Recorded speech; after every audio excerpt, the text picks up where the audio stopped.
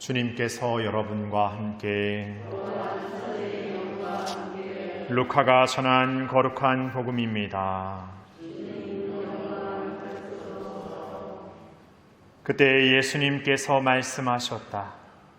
불행하여라 너 코라지나, 불행하여라 너 벳사이다야. 너희에게 일어난 기적들이 티로와 시돈에서 일어났더라면 그들은 벌써 자루옷을 입고 재를 뒤집어 쓰고 앉아 회개하였을 것이다. 그러니 심판 때 티로와 시돈이 너희보다 견디기 쉬울 것이다. 그리고 너 카파르나움아, 내가 하늘까지 오를성 싶으냐? 저승까지 떨어질 것이다. 너희 말을 듣는 이는 내 말을 듣는 사람이고 너희를 물리치는 자는 나를 물리치는 사람이며 나를 물리치는 자는 나를 보내신 분을 물리치는 사람이다.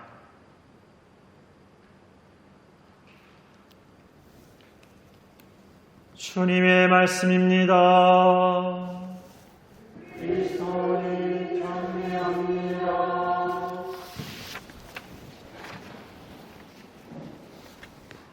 참 예수님,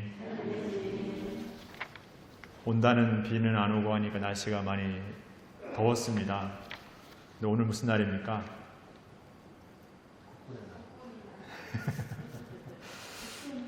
국군의 날 맞습니다. 저는 이렇게 딱 무슨 날입니까 하면 오늘 소아들사 축일이죠 이렇게 먼저 말하잖아요.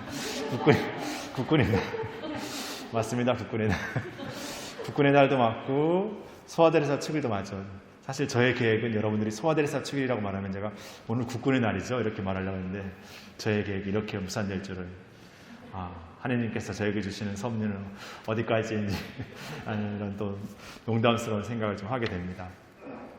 오늘 우리 교회가 기억하는 소아데레사 성녀는 그 작은 꽃이라는 그 별칭처럼 젊은 아주 어린 나이 15살에 이렇게 수도원에 들어갔습니다. 그리고 24살에 이렇게 병을 앓게 되어 이렇게 선종 돌아가시게 되는데 사실 15살이라는 나이에는 수도원에 들어갈 수가 없는 나이입니다.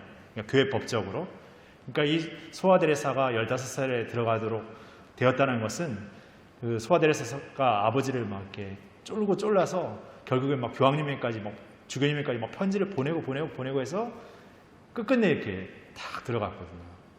근데 이 어린 소녀가 수도원에 들어가가지고 그 수도원에 어떻게 보면 그 규율에 가득 찬 그 삶을 어떻게 해냈겠습니까? 그러니까 소아데레사 성녀는 어떻게 보면은 그 수도원에 들어가지고 처음부터 아주 그 뛰어나고 뭔가 명석하고 아주 그 천재 같은 어떤 그런 활동의 삶을 살았던 것이 아니라 많은 이제 실수를 하기도 하고 또 아프기도 많이 아팠어요. 근데 소아데레사 성녀가 이렇게 뭔가 자기가 잘해보려도 잘 되지 않는 어떤 그런 삶 속에서 나름의 자기의 그 길을 발견하게 돼요. 그걸 작은 길이라고도 표현하는데, 그러니까 어떤 대단함을 나는 할 수 없어. 난 이미 작기 때문에, 아직 작기 때문에, 그리고 내가 뭐 어떤 능력이 많아서 어떤 많은 일도 할 수 없어. 내가 할 수 있는 것은 내가 지금 하고 있는 일을 사랑으로 하는 거야. 그리고 그러기 위해서 나를 막 어떻게 보면 좀 호되게 뭔가를 일으키는 뭐 선배 수녀님이랄까, 아니면 어떤 일들이 주어졌을 때 뭔가 사람들이 잘 하지 않는 일들이랄까, 이런 굳은 일들을 이렇게 더 먼저 나서서 이렇게 기쁘게 해냈습니다. 그리고 소아데레사 성녀는 그 가르멜 수녀원이 이렇게 봉쇄 수도원, 그 수도원 안에 이렇게 살아가는 삶인데 한 번도 이렇게 수도원에 들어가서 이렇게 특별한 일이 없으면 나올 수가 없습니다. 근데 이 소아데레사 성녀가 오늘날 교회가 기억하는 선교의 수호 성인이기도 합니다. 선교라는 것은 뭐 어딘가로 이렇게 나가고 해외로 어딘가로 나가고 멀리 이렇게 나가는 것을 의미하지만 이 니지의 그 가르멜 수도원의 그 작은 그 수도원에 살았던 소아데레사 성녀가 그 선교하는 이들의 수호 성인이 될 수 있었던 것은 그 작은 몸짓 안에서, 그 작은 활동 안에서 끊임없이 선교하는 사제들, 선교하는 선교사들을 위해서 기도하는 삶을 그 짧은 생에 전생을 다해서 바쳤기 때문에 그렇습니다. 그렇기 때문에 그 성녀가 비록 짧은 생을 살았지만 그 짧은 생이 보여준 하나님을 따랐던 삶은 그 누구보다 뛰어났기 때문에 오늘날 교회가 그녀를 이렇게 성인으로 이렇게 기억하고 있습니다. 이렇게 작은 성녀가 보여줬던 삶을 우리는 오늘날 기억하면서 성인들은 대단해 이렇게 말하지만 사실 그 삶의 시작은 아주 작았습니다. 보잘것없었습니다.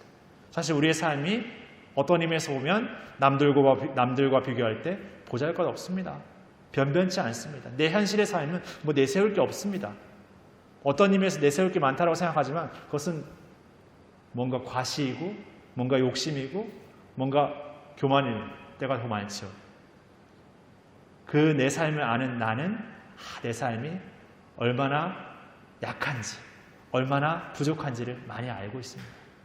그럼에도 우리는 삶에서 뭔가 인정받고 싶고 뭔가 드러내고 싶은 마음에 욕심이 더 많은 삶을 살고 있습니다. 그런 삶에서 어떤 대단한 어떤 무엇이 아니라 그 작은 사랑의 실천을 살기 시작했던 그 소아들 성녀처럼 오늘도 우리의 삶에서 늘 그런 넘어지고 약한 삶을 살고 있지만 매일매일 다시 시작하는 것이죠. 매일매일 그 작은 일을 시작하는 겁니다. 매일매일 나에게 주어진 일을 사랑으로 시작하는 겁니다. 그렇게 나에 주어진 변변치 않은 어떻게 보잘것없는 그 작은 일을 진정 하나님을 사랑하는 마음으로 살아낼 때만이 우리는 그분께서 우리에게 말씀하시는 소리를 귀 기울일 수 있는 것이죠. 오늘 독서에서 오늘 복음에서 많은 이들은 하나님의 말씀, 예수님의 말씀에 귀 기울이지 않았습니다. 그들의 귀에 그 말씀이 들리지 않았기 때문도 아니었습니다. 그들은 예수님의 기적을 목격했고 예수님의 치유를 체험했습니다. 그럼에도 불구하고 그 고울들은 하나님의 그 말씀을 듣지 않았습니다. 우리에게 일어난 기적, 우리에게 일어난 치유, 우리에게 일어난 은총이 너무나 많습니다. 그래도 우리는 귀 기울이지 않습니다. 우리가 귀 기울이는 것은 우리가 관심 있어 하는 것, 우리가 재밌어 하는 것, 내 필요로 하는 거기에 더 매여 있기 때문에 들리지 않는 것이지. 어쩌면 우리가 하나님의 신앙을 사는데 어떤 조건과 어떤 자격이 없어서가 아니라 내가 하고자 하는 것에 더 많은 것들을 매여 살고 있기 때문에 하나님의 말씀을 듣고 있지 못하는 것이죠.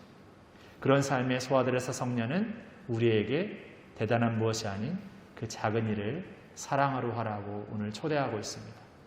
매일매일 우리에게 주어지는 일을 여러분들은 사랑으로 합니까? 아니면 매일매일 주어진 그 타성의 저지 아니면 그냥 반복되는 일상으로 그냥 마지못해 합니까? 직업이니까 뭔가 해야 되는 일이니까 숙제니까 내 자녀니까 내 가족이니까 그래서 어쩔 수 없이라고 아니면 해야 되니까 한다고 이렇게 하고 있지는 않습니까? 그 작은 일을 한번 사랑으로 하나님을 사랑하는 마음으로 내 자녀를 사랑하는 마음으로 나와 함께하는 동료를 사랑하는 마음 내가 하는 일을 사랑하는 마음으로 시작해 본다면 거기에서 우리는 늘 새로운 하나님의 말씀을 다시금 듣게 될 것입니다. 그 말씀 안에서 우리는 그 일을 이겨내고도 남을 용기와 힘을 새롭게 매일 받게 될 것입니다. 그 삶을 통해서 우리의 이 여정을 또 한 걸음 한 걸음 내디뎌 나아봤으면 좋겠습니다. 잠시 묵상하시겠습니다.